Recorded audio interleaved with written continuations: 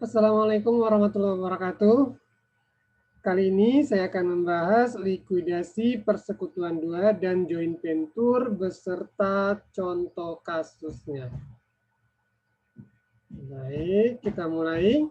Likuidasi kali ini adalah likuidasi yang dilakukan secara berangsur atau bertahap, di mana likuidasi bertahap ini adalah suatu bentuk likuidasi jika pelaksanaan likuidasi tersebut memerlukan waktu yang agak lama, sehingga pembayaran kembali penyertaan para anggota dapat dilakukan secara bertahap sesuai dengan jumlah uang kas yang tersedia. Berbeda dengan yang satu tahap, ya. Kemudian, metode dalam menentukan besarnya setiap kali pembayaran kembali investasi anggota apabila pembayaran kembali hak penyertaan ditentukan secara periodik atau setiap kali aktiva dapat direalisasikan. Likuidasi bertahap merupakan satu likuidasi yang umumnya memerlukan beberapa bulan. Likuidasi bertahap mencakup distribusi kas kepada para sekutu sebelum likuidasi aktiva sepenuhnya dilakukan. Contoh kasus, kita lihat di sini ada Tuan A, B, dan C adalah anggota persekutuan yang membagi laba rugi dalam perbandingan 2:1. Berikut adalah neraca sebelum terjadinya likuidasi. Neraca 31 Agustus 19 XXX ya. Aktiva kas ada 25.000, aktiva lain-lainnya 500.000. Aktiva lain-lain di sini banyak ya, maksudnya bisa jadi di situ ada mesin, ada kendaraan, ada peralatan dan lain sebagainya. Nilainya adalah 500.000. Kemudian kita punya hutang dagang 125.000, modal A 175.000, B 125.000 dan modal C 100.000. Sehingga total aktiva dan pasifanya 525.000. Proses likuidasi berlangsung sejak tanggal 1 September. Nah, ini neraca per 31 Agustus, 1 Septembernya terjadi proses likuidasi di mana pertama pada pelelangan pertama aktiva lain-lain nilai buku 312.500 hanya dapat dijual 237.500. Pada bulan Oktober, aktiva lain-lain dengan nilai buku 150.000 terjual dengan harga 112.500. Yang ketiga, pada bulan November, sisa aktiva lain-lain dijual seharga 45.000. Nah, dari tiga kegiatan ini, yang pertama nilai bukunya 312.500 terjual 237, berarti ada kerugian di sini. Kemudian pada bulan Oktober juga terjadi kerugian. Di November nanti kita jumlahkan dulu. Yang tersisa berapa? Dari 500 ini tersisa berapa lagi dan dijual 45.000. Apakah laba atau rugi? Penyelesaian untuk kasus yang ini kita lihat pada penyelesaian likuidasi ini. Biasa kas aktiva ini namanya ikhtisar likuidasi ya. Kas aktiva lain-lain, hutang dagang, modal dan pembagian laba rugi. Nama-nama ini kita ambil dari sini ya, dari neraca. Kemudian saldo sebelum likuidasi kita pindahkan dari neraca. Kasnya tadi ada 25.000. Aktiva lain-lain 500.000, utang dagang 125.000, kemudian modal A, B, dan C. Sekarang kita lakukan kegiatan pertama. Di bulan September, penjualan aktiva dan pembagian rugi. Tadi Aktiva dengan harga 312.500 nilai bukunya hanya terjual 237.500. Selisihnya adalah kerugian dari penjualan Aktiva ini. Beban kerugian kita bebankan kepada masing-masing anggota berdasarkan perbandingan laba rugi masing-masing, ya. Sehingga ketemulah di sini 37.500 untuk A, 18.750 untuk B, 18.750 untuk C. Kenapa sama? Karena perbandingan laba rugi antara B dan C itu adalah sama. Tadi 2 banding 1 banding 1. Nah, di sini per 4 itu adalah 2 ditambah 1 ditambah 1. Jadi 2/4 dikalikan berapa kerugian atau selisih ini, kemudian baru kita bebankan kepada anggota masing-masing. Sehingga nanti modal A, B, dan C berkurang. Saldo setelah kita melakukan penjualan Aktiva pada bulan September, kas kita bertambah. Ini kita turunkan, jumlahkan. Aktiva lain-lain juga sekarang nilai bukunya hanya sisa 187.500. Utang dagang turun, belum ada pengaruh. Untuk modal A sudah berkurang, B dan C juga berkurang. Kemudian apa yang kita lakukan? Setelah kita melakukan realisasi Aktiva lain-lain, kita lakukan pembayaran kepada kreditur seperti biasa, ya. Setelah kita realisasi, bayar kepada kreditur eksternal dulu. Di sini kita ada punya utang dagang 125.000 kita bayar, kas kita berkurang 125.000, utang kita berkurang. Saldo sekarang kita punya kas 137.500, Aktiva lain-lain 187.500 dan modal masing-masing anggota seperti ini. Kemudian pembayaran kepada anggota, kita lihat tabel 1, seandainya, ya, seandainya Aktiva yang 187.500 ini tidak dapat direalisasikan lagi, maka kita menggunakan bantuan tabel 1 untuk menghitung berapa pembayaran kepada anggota ini. Ya, kita lihat tabel 1.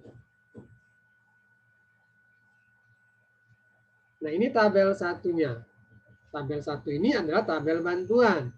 Di sini saldo modal sebelum pembayaran kepada anggota. Tadi saldo modal masing-masing 137.500, 106, 250, 81, 250. Pembebanan kemungkinan rugi karena Aktiva lain-lain yang nilainya 187.500 ini tidak dapat direalisasikan. Jadi perhitungannya seperti ini. Dari mana 93.750? Ini. Tuan A 2/4 kalikan dengan 187.500.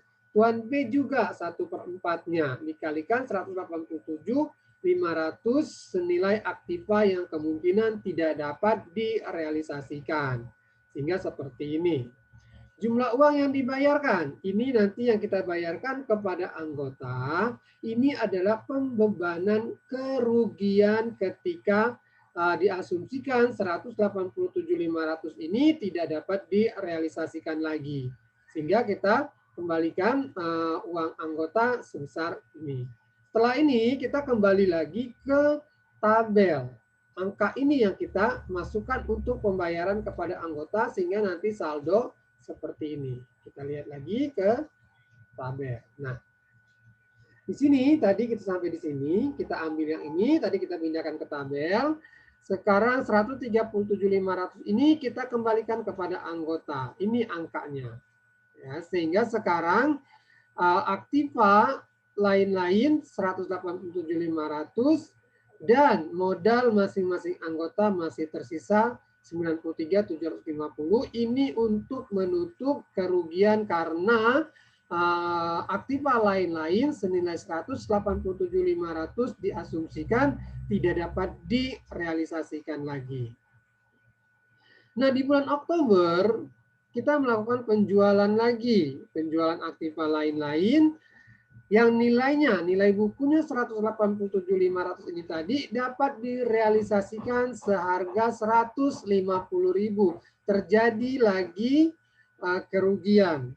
Sama caranya kerugiannya itu nanti dikalikan 2/4, kalikan selisih ini, ketemulah untuk pengurangan modal masing-masing anggota. Sehingga sekarang kita punya saldo kas 112.500, kemudian aktiva lain-lain kita, nilai bukunya sekarang hanya tersisa 37.500. Modal masing-masing anggota sudah berkurang.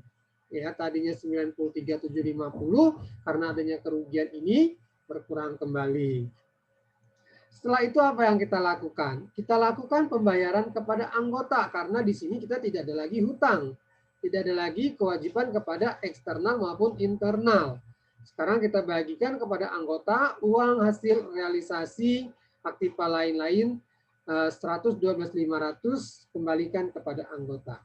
Dengan perkalian 2/4 kalikan 112.500 ketemulah untuk Tuan A, B, dan C itu adalah 1/4 dari 112.500. Sekarang saldo kita di akhir, sekarang kita berapa saldonya di akhir Oktober? Kas kita habis, aktiva lain-lain, ini modal. Oktober, ini bukan Oktober, November tadi ya, di soalnya itu November, penjualan aktiva dan pembagian rugi sebesar 45.000. Kita punya nilai aktivanya 37.500, berarti ada laba. Laba kita bagikan lagi ke masing-masing anggota. Sehingga sekarang kita punya kas, modal sekarang bertambah dari 18.000 menjadi 22.000 sekian. Karena adanya laba penjualan pada bulan yang terakhir. Sekarang kita bagikan lagi kepada anggota. Setelah selesai semua, proses realisasi aktiva lain-lain selesai, pembagian modal, pengembalian modal kepada para anggota juga sudah selesai. Nah, dengan selesainya ini, maka proses likuidasi bertahap juga selesai. Ini perhitungan yang tadi, tabel 1. Sekarang kita masuk ke joint pointer ya. Mudah-mudahan likuidasi bertahap ini juga dapat dipahami dengan mudah. Joint venture ini adalah istilah yang dipakai untuk proyek-proyek yang ruang lingkupnya terbatas dan sifatnya sementara.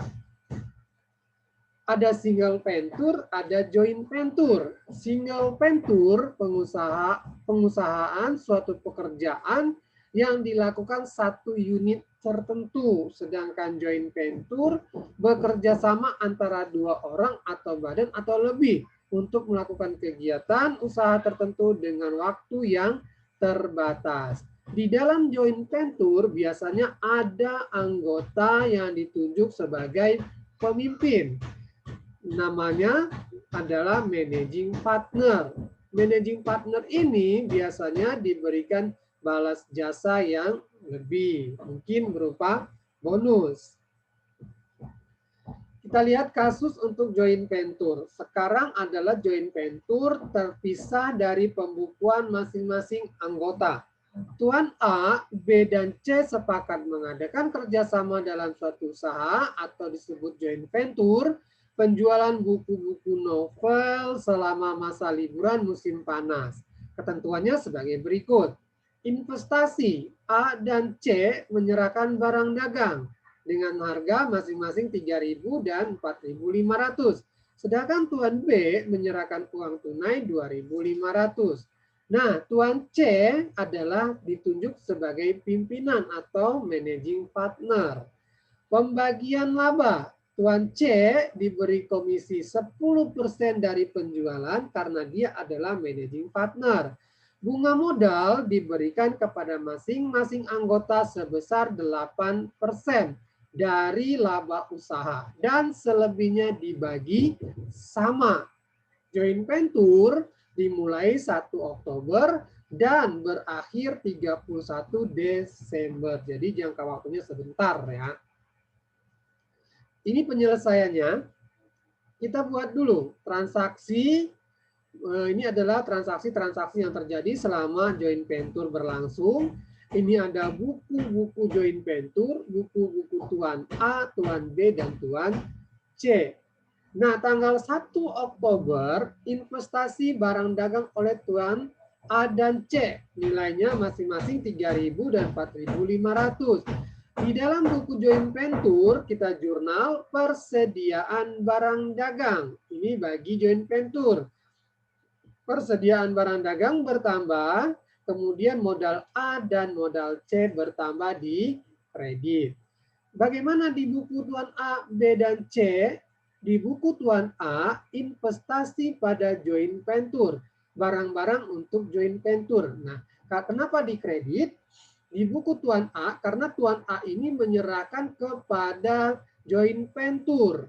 Berarti di buku Tuan A berkurang persediaan barang dagangnya. Berkurangnya itu untuk investasi pada joint venture. Tuan B kita belum jurnal di sini karena dia tidak menyetorkan barang dagang sebagai investasi. Untuk Tuan C sama dengan Tuan A, investasi pada joint venture 4.500, barang-barang untuk joint venture 4.500. Kemudian yang kedua, investasi uang tunai oleh Tuan B. Seperti biasa, uang tunai namanya kas. Kas bertambah di joint venture, modal Tuan B bertambah. A dan C tidak menjurnal, tapi di B, buku B di jurnal, investasi pada joint venture, kasnya berkurang.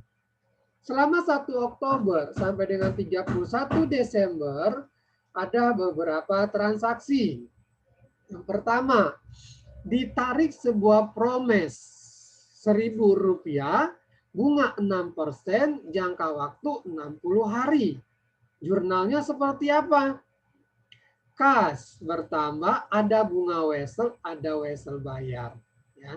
Di sini kas 990, bunga wesel 10, dan wesel bayarnya 1.000. 10 ini dari mana?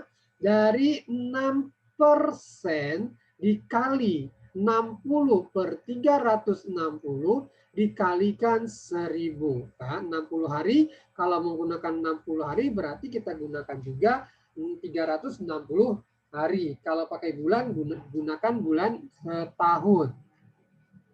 Kemudian penjualan kredit barang dagang. Penjualan kredit berarti piutang. Jurnalnya seperti biasa, piutang dagang pada penjualan. Di buku joint venture semua. Di buku Tuan A, B, dan C tidak di jurnal ya untuk kegiatan ini. Penerimaan piutang 15.900. Kas piutang dagang. Penghapusan piutang karena kemungkinan ini dihapus karena tidak dapat ditagih ya, piutang yang 16.000 dibayar 15.900, sisa 100 kemungkinan tidak bisa ditagih lagi dengan berbagai macam alasan mungkin. Nah, jurnalnya penghapusan piutang dagang pada piutang dagang. Ini adalah penghapusan langsung. Kemudian pembayaran macam-macam biaya usaha, macam-macam biaya pada kas. Pembayaran atau pelunasan wesel bayar. Wesel bayar kita lunasin ya, sebesar harga dari promes nilainya. Wesel bayar 1.000, kasnya 1.000. Wesel bayar kita di sini ya, wesel bayar. Kita bayar sekarang hutang, ini hutang ya. Kemudian 31 Desember, apa yang kita lakukan? Setiap akhir tahun atau akhir dari sebuah joint venture, kita harus membuat jurnal penutup. Seperti biasa, yang kita tutup adalah akun-akun nominal. Di sini kita menutup penjualan. Kita cari di sini ada penjualan, penjualan ini adalah akun nominal. Penjualan kita di sini 16.000 di kredit, tinggal pindahkan ke debit. Kreditnya adalah rugi laba atau ikhtisar rugi raba. Ya.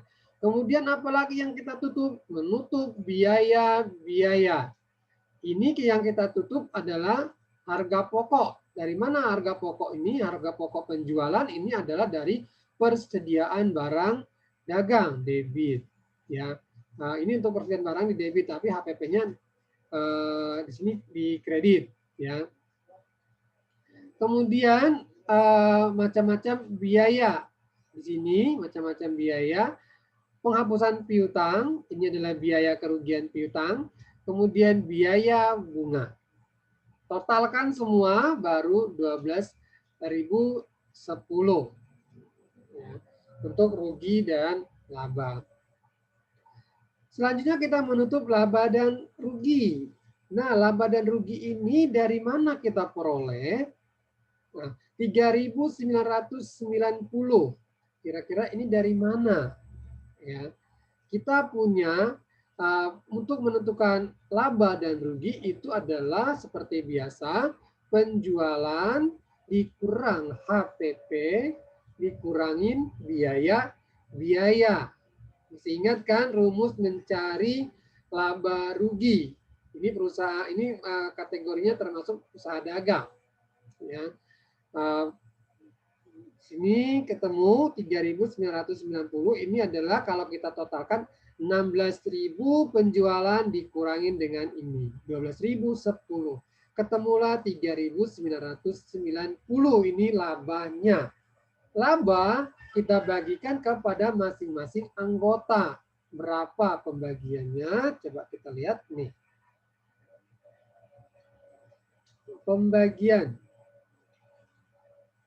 Nah, ini pembagian labanya ya.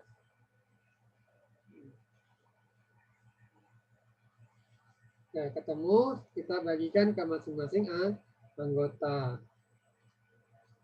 790, 780 dan 2.420 untuk C. Ya, ini nanti kita lihat perhitungannya di sini. Nah, 790, 780, 2.420. Ini dari mana? Kita lihat laba 3.990, komisi tuan C. Tadi berapa komisinya?